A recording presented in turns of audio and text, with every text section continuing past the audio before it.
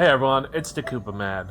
We already talked about the importance of endings last week, so let's follow that up with an elaboration on a specific kind of ending. A happy ending. More specifically though, a happy ending after the bleakest and darkest steps of hardship and strife. We're talking about stories with happy endings you weren't sure were coming, but when they do come, boy do the characters deserve it. The idea of what makes these kinds of endings stand out is twofold. One is a quote by the famous animator Don Bluth. For context, Don Bluth was an animator who started with Disney before moving on to his own projects. Bluth had a philosophy when it came to children's animated media, that children can handle any kind of depressing or dark story as long as there's a happy ending to cap it off. He's most famous for his works The Land Before Time, An American Tail, and The Secret of NIMH, among a few others, all of which use the philosophy masterfully. Here's the words from his own mouth. If you don't show the darkness, you don't appreciate the light. If it weren't for December, nobody would appreciate May. It's just important that you see both sides of that. As far as a happy ending, when you walk out of the theater, there's got to be something that you have that you get to take home. What did it teach me? Am I a better person for having watched it? The other principle behind what makes a well-earned happy ending more enjoyable is the idea that misery builds character. This is an idea that dates back even to the earliest stories known to man. Take the stories of Job or Odysseus, for example. Both men were tested well above and beyond their limits, but both overcame despite overwhelming odds, so when they get back what they lost at the very end of the tales, it's all the more sweeter. What got the ball rolling for this video in the first place was this tweet right here from Chaska Draws. Hot take, I may be wrong. I feel one of the reasons children are becoming more cruel and mean nowadays is that these scenes aren't done much anymore. Heartbreaking scenes make kids realize people get hurt and that hurt isn't fun. Heartbreaking scenes make kids empathetic. Putting characters in stories through an emotional wringer serves a purpose. Empathy. These heartbreaking scenes, especially in kids' movies, exist to either develop or stir emotional development in the audience. This is why you see a lot of it in the Disney Renaissance and Don Bluth movies from the 90s. Scenes like Quasimodo's thrashing, Mufasa's death, or the entirety of An American Tail exist to show children that life isn't always sunshine and rainbows. That there are dark moments. Not everyone will be kind or nice to you. Sometimes loved ones will die and tragic things will happen to you. And these are lessons that kids need to learn. Even in media aimed at a more mature audience, adults presumably having more developed empathy, though nowadays that's in question, you see this. This is the entire point of the tragedy archetype, but tragedies don't usually end happily.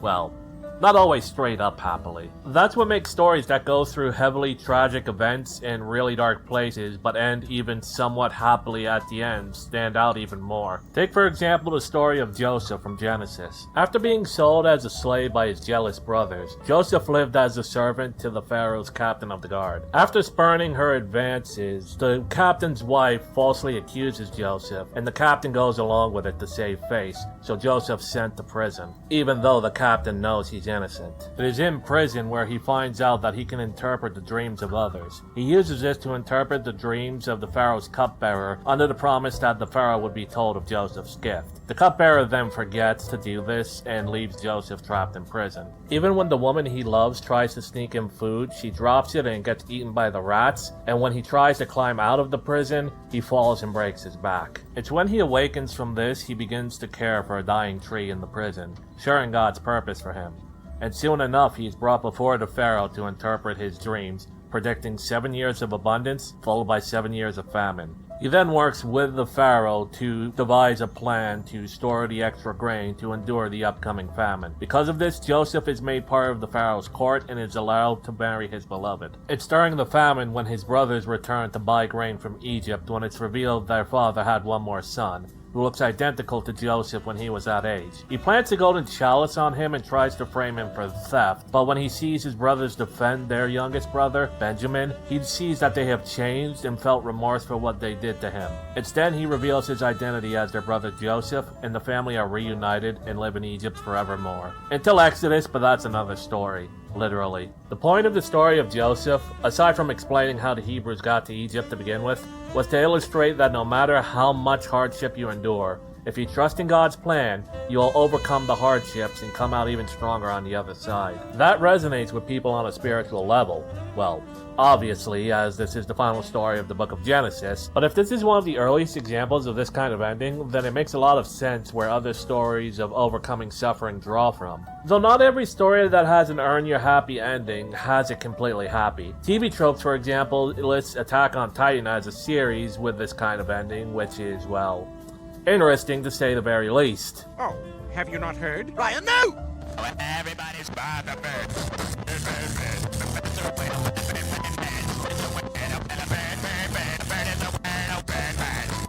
Wait a minute, didn't we destroy that? I glued it. Surfenberg, finds a way. Another such example is the ending of the Android/Cell saga in Dragon Ball Z, where Trunks returns to the future and finally defeats androids 19 and 20. I mean 17 and 18. I actually mean 19 and 20. In the manga he calls them 19 and 20. It's a whole thing. And then he defeats Cell before he can become perfect, thus saving his future. Sure, Goku and the Z-Fighters are still dead in that timeline. The Dragon Balls are rendered inert because of the death of Piccolo and thus the death of Kami. And sure, millions have died, including Gohan, but the killing is finally over and the world is at peace. Until a jackass Kai from Universe 10 who hijacked Goku's body comes and ruins everything.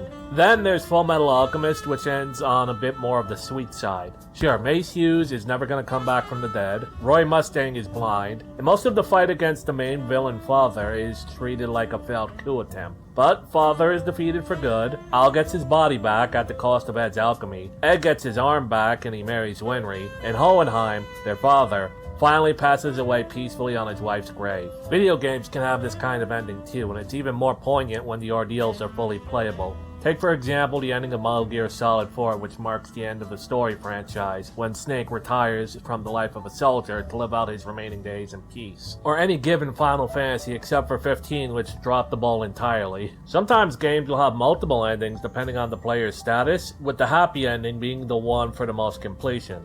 Examples being the Castlevania series post-Symphony of the Night, which has completion rewards, Bioshock 1 and 2, depending on if you save the Little Sisters. Most of the Sonic the Hedgehog or Crash Bandicoot games have happier and sometimes even canon endings, depending on whether or not you collected the Chaos Emeralds or the Power Gems respectively. These golden endings aren't always canon, however. In Wario Land, Super Mario Land 3, the best ending ends with Wario getting a whole planet. However, in Wario Land 2, it's revealed that the second best ending, where he received just a castle, was the canon ending. Same goes for Luigi's Mansion, where Luigi, in the sequel, Dark Moon, is living in the Rank D mansion, meaning he didn't collect that much money. Poor green Mario. Again, literally. One of my favorites is the game Chrono Trigger, where there's two endings that are considered the best, and even then there's variations therein whether or not you recruit a certain party member or engage the final boss a certain way. If you beat the game at 100% completion, you are rewarded with everyone getting their happy ending.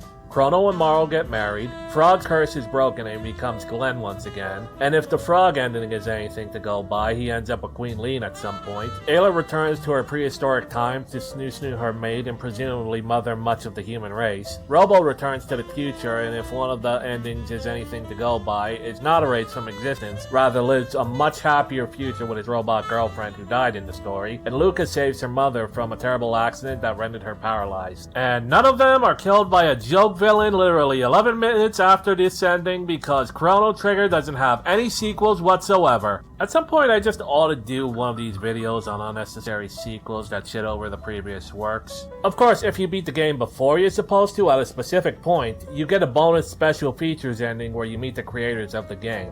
Anyway, what makes these sorts of endings impactful is the fact that the stories feature characters enduring in the face of overwhelming darkness, only to eventually find the light at the end of the tunnel after it's all over. It's the entire thesis behind the hero's journey archetype. It's also why, despite what everyone else may say, Kentaro Miura's Berserk will in all likelihood end on a high note, as it seems to be the grand thesis of the story being told. After all, it isn't the first time an author passed away before their work was finished. Take, for example... Oi, you talking about the Time of Wheels? I mean, the Wheel of Time? I was about to. Why? How much does yous actually know about it? Does reading the TV Tropes page count? Step aside, Squiggy.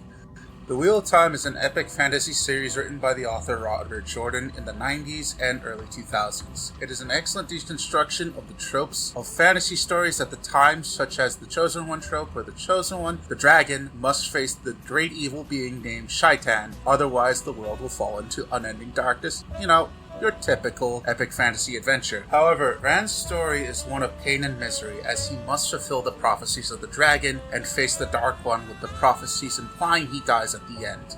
In short, being the Chosen One sucks. Rand, however, eventually comes to embrace this and become the hero that the wheel spun him out to be. He claims the male half of the true source, freeing men from the curse of madness and death, and his actions lead to the Third Age coming to an end with the promise of a new age of legends to come. Sure, a lot of people died in the last battle, making this ending a bit more bittersweet than happy, but it also ends with Rand not only surviving, but going off to live a life of peace, no longer able to channel and starting his life as what he always wanted.